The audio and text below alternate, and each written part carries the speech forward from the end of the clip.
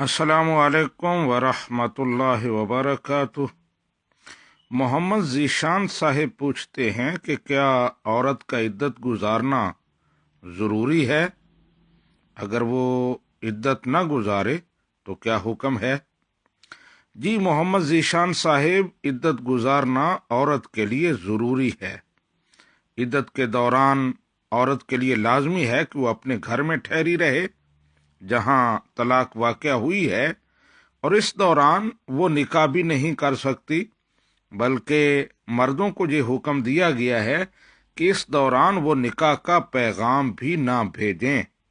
تو عدت گزارنا ضروری ہے۔ عورت اگر عدت نہیں گزارے گی تو شریعت کی خلاف ورزی کرے گی اور بہت سارے محرمات کا ارتکاب کرے گی۔